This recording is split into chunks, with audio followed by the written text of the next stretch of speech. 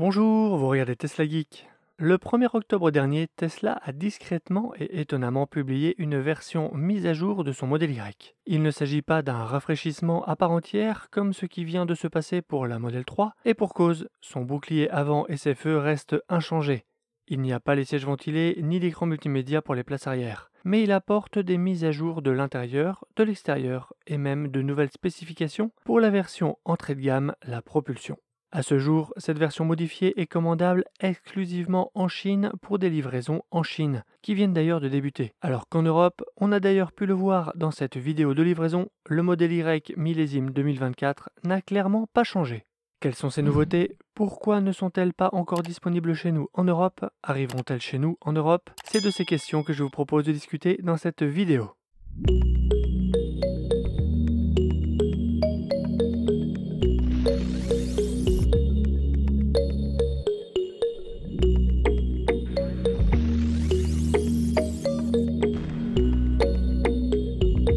Dans la gamme Tesla, le modèle Y semble être à ce jour le dernier de la classe. Après les modèles S et X fin 2021, la Model 3 vient d'avoir le droit à un gros refresh en cette fin d'année 2023. Le constructeur américain a opéré de nombreux changements esthétiques mais aussi techniques sur la berline familiale, en particulier du côté du confort. Elle bénéficie aussi de nouveaux équipements qui ont permis de lui redonner un coup de modernité. Le modèle Y, quant à lui, n'a pas bougé. C'est pourtant l'actuel best-seller de la marque. Au premier semestre 2023, c'est la voiture la plus vendue dans le monde, toute motorisation confondue. Un exploit pour une électrique, mais surtout la preuve que ce modèle plaît énormément sur tous les continents. Esthétiquement, il est resté le même depuis son apparition en Europe mi-2021. Quand on regarde sous le capot, il a tout de même bénéficié de quelques mises à jour, en particulier côté moteur et batterie, mais niveau équipement, rien n'a changé. Raison pour laquelle on s'attend tous à un gros restylage façon Model 3 Highland. Le projet serait déjà en cours sous le nom de projet Juniper. Mais on en entend peu parler dans les médias, et côté calendrier, on s'attend à un début des livraisons sur le dernier trimestre 2024. Il va falloir donc être patient. Nous avons donc été nombreux à être surpris le 1er octobre dernier quand Tesla a mis en ligne une version modifiée du Y en Chine. Quelles sont ces nouveautés? Commençons par l'extérieur. Les enjoliveurs de jantes Gemini 19 pouces de série sont désormais dans un coloris sombre, proche du noir, comparé au gris argent d'avant. Vu le succès des enjoliveurs noirs en aftermarket, ce changement de couleur n'est clairement pas étonnant et plaira, j'en suis sûr, aux clients. Les jantes Gemini qui se cachent sous l'enjoliveur a elle aussi adopté un coloris gris foncé au lieu du gris argent. Du côté de la suite matérielle de l'autopilote, les caméras semblent être toujours celles du hardware 3, donc celui-ci n'aurait pas encore été upgradé à la version 4, restant sur ce point l'exception de la gamme Tesla. À l'intérieur, des mises à jour plus importantes ont eu lieu. La plus remarquable concerne le tableau de bord, où les boiseries ont été remplacées par ce qui semble être le même tissu que celui inclus sur le nouveau tableau de bord de la Model 3 Highland. Ce nouveau matériau de tableau de bord est également de la même couleur pour les finitions intérieur noir et intérieur blanc. Tesla a également ajouté un éclairage ambiant sous la forme d'un bandeau LED sur la planche de bord, mais contrairement à la Model 3, celui-ci ne se prolonge pas sur les portes. Sa couleur se contrôlera certainement à l'écran comme pour la Model 3. Comme je vous le disais, les livraisons ont débuté en Chine et voici d'ailleurs ce que donne ce nouvel intérieur en vrai. Tesla fait sans doute des économies sur les matériaux utilisés, le tissu étant sans doute moins cher que le bois. À l'arrière, la banquette a changé. Les deux places latérales arrière sont plus profondes, permettant un meilleur soutien des cuisses. Ça semble être la dernière modification visible de cette version chinoise. Enfin, Tesla a également mis à jour les spécifications d'accélération sur la variante d'entrée de gamme du modèle Y. La version propulsion peut désormais atteindre les 100 km/h en 5,9 secondes. Cela représente une amélioration d'1 seconde par rapport aux 6,9 de notre version livrée en Europe. Une seconde, ce n'est pas rien, surtout pour un SUV familial de presque 2 tonnes. Et Tesla n'a pas annoncé comment ils ont pu atteindre cette amélioration. En fouillant dans le passé, j'ai retrouvé les précédentes autonomies en Chine des modèles Y propulsion et LR. Celles-ci sont exprimées suivant le cycle CLTC chinois qui est plus optimiste que notre WLTP européen. Le Y propulsion passe de 545 à 554 km et le Y grande autonomie de 660 à 688 km. Donc il y a une légère hausse qui ne semble être pas liée à un gain de poids vu que ce Y fait 1911 kg, soit 2 kg de plus qu'avant. Il y a donc deux améliorations. Une franche meilleure accélération et une légère augmentation de l'autonomie. Comment expliquer ces deux progrès? J'ai plusieurs hypothèses. Le poids étant identique, l'explication n'est pas là. Un changement de pneumatique pour des gommes plus efficientes expliquerait le gain d'autonomie. Mais on n'a pas encore la preuve que les pneumatiques aient changé. Une batterie avec un peu plus de capacité expliquerait le gain d'autonomie. Un moteur plus efficient expliquerait le gain d'autonomie. Un moteur plus puissant expliquerait le gain d'accélération.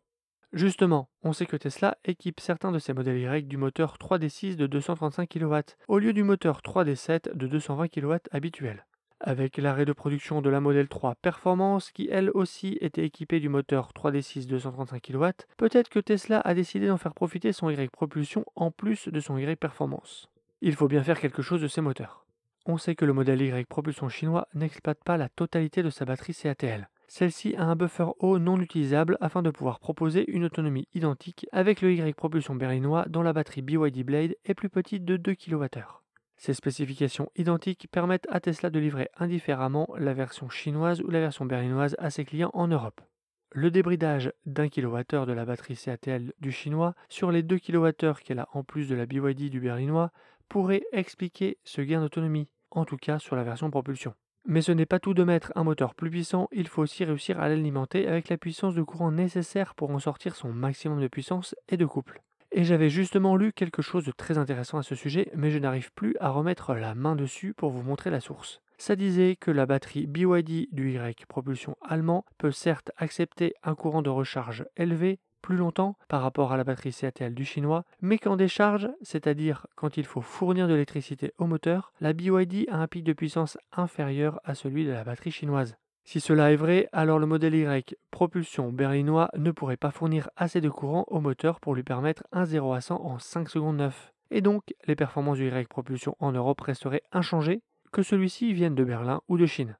Je ne sais pas quel crédit donner à ces affirmations, mais plusieurs personnes avec qui j'en ai parlé trouvent que leur modèle Y propulsion chinois a une accélération sur le 0 à 100 pas linéaire, comme si elle était bridée jusqu'à 50 km/h, puis débridée au-delà. Comme si moteur et batterie étaient capables de mieux, mais que justement, il ne fallait pas faire mieux sur le 0 à 50. Est-ce que vous avez la même sensation sur votre Y propulsion chinois que certains de mes abonnés ? Faut-il s'attendre à voir ces changements arriver en Europe ? Si on en croit l'explication précédente, pour le gain d'accélération, c'est non. Je ne serais par contre pas étonné que Berlin soit mise à jour en cette fin d'année pour qu'au premier trimestre 2024, jantes enjoliveurs, planches de bord en tissu et éclairage d'ambiance LED apparaissent sur les modèles Y livrés en Europe, qu'ils viennent de Berlin ou de Shanghai.